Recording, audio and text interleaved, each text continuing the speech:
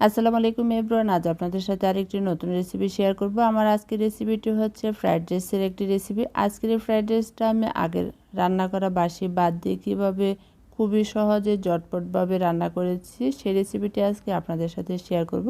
আশা করছি আমার আজকের পুরো রেসিপিটি ভালো লাগবে। আজকের এই ফ্রাইড রাইসটা রান্না করার জন্য এখানে প্রথমে নিয়েছি চিকেন, আর এই চিকেনগুলো একটু লম্বা সাইজ করে কেটে নিয়েছি। আমি এখানে 200 গ্রামের মতো চিকেন নিয়েছি, আর চিকেন এখানে হাড় ছাড়া মুরগির বুকের মাংসটা নিয়েছি। এর মধ্যে 1 চা চামচ দিয়ে দিচ্ছি রসুন বাটা, 1 চা চামচ দিয়ে দিচ্ছি আদা বাটা,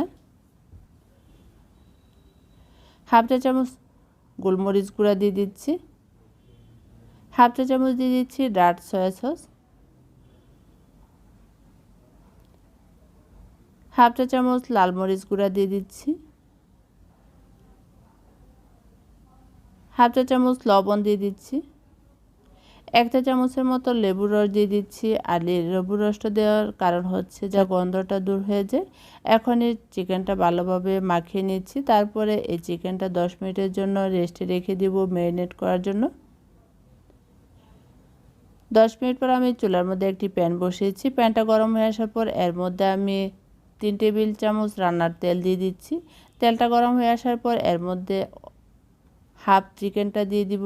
চিকেনটা আমি হাফ বেজে নিচ্ছি, আর হাফ চিকেন আমি রেখে দিব।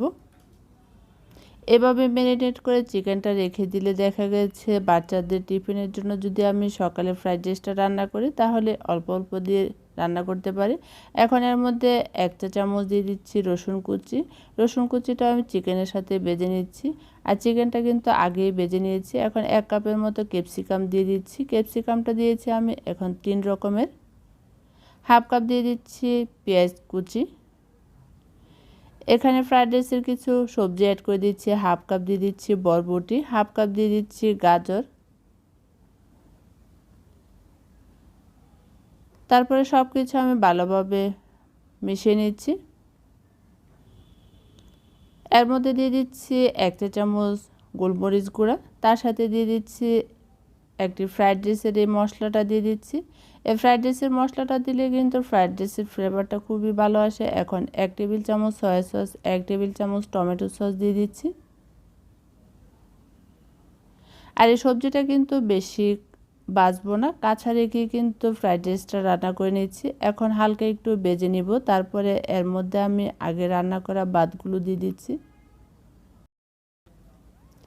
সবগুলো বাদ দেওয়ার পর আমি এখন এই ফ্রাইড রাইসটা ভালোভাবে মিশিয়ে নিচ্ছি। আর চুলার আঁচটাকে এ পর্যায়ে মিডিয়াম আঁচে রেখে ফ্রাইড রাইসটা ভালোভাবে মিশিয়ে নিচ্ছি। আমি এখানে 10 থেকে 15 মিনিটের জন্য ফ্রাইড রাইসটা মিশিয়ে তারপরে রান্না করে নিব। ফ্রাইড রাইসটা ভালোভাবে মেশানো হয়ে গেছে, পরে কালারটা কিন্তু পুরোপুরি চেঞ্জ হয়ে গেছে। এখন এই ফ্রাইড রাইসটার মধ্যে আমি স্বাদ মতো 1 চা চামচ লবণ দিয়ে দিচ্ছি, 1 চিমটি টেস্টিং সল্ট দিয়ে দিচ্ছি। টেস্টিং সল্টটা ব্যবহার করলে ফ্রাইড রাইসের আসল টেস্টটা পাওয়া যায়। এর মধ্যে আমি দিয়ে দিচ্ছি 1 চা চামচ চিনি।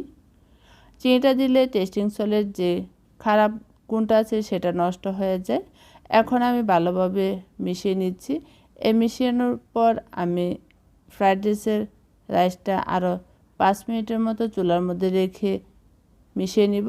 আমি এই ফ্রাইড রাইসটা টোটাল 15 মিনিট রান্না করে নিচ্ছি। এর মধ্যে কিছু কাঁচামরিচ কুচি দিয়ে দিচ্ছি। কাঁচামরিচটা দেওয়ার পর এখন ফ্রাইড রাইসটা কিন্তু প্রায় হয়ে এসেছে। এখন এর মধ্যে আমি একটি ডিম আগে থেকে ভেজে রেখেছিলাম, ডিমটা আমি এখন দিয়ে দিব। ডিমটা দেওয়ার পর এখন ফ্রাইড রাইসটা মিশিয়ে নিলে পুরোপুরি ফ্রাইড রাইসটা রেডি হয়ে যাবে। আর এভাবে কিন্তু ফ্রাইড রাইসটা রান্না করে আপনার সকালে বাচ্চাদের টিফিনে কিন্তু দিতে পারেন খুবই কম সময়ের মধ্যে। এই আগে রান্না করা বাদ দিয়ে, রাতের বাসি বাদ দিয়ে কিন্তু এত মজার একটি ফ্রাইড রাইস রান্না করা যায়। আর এই ফ্রাইড রাইসটা ভালোভাবে মেশানো হয়ে যাওয়ার পর খুবই সুন্দর একটি স্মেল বের হয়েছে। এখন আমি ফ্রাইড রাইসটা চুলার মধ্যে থেকে নামিয়ে একটি বুলের মধ্যে পরিবেশন করে নিয়েছি। এই ফ্রাইড রাইসটা দেখলেন তো কত ইজিভাবে আমি রান্না করে নিয়েছি। আজকের এই ফ্রাইড রাইসের রেসিপিটি আপনাদের কাছে কেমন লেগেছে অবশ্যই আমাকে কমেন্ট করে জানাবেন। আবারও দেখা হবে অন্য কোনো নতুন রেসিপি নিয়ে। সে পর্যন্ত সবাই ভালো থাকবেন, সুস্থ থাকবেন। আল্লাহ হাফেজ।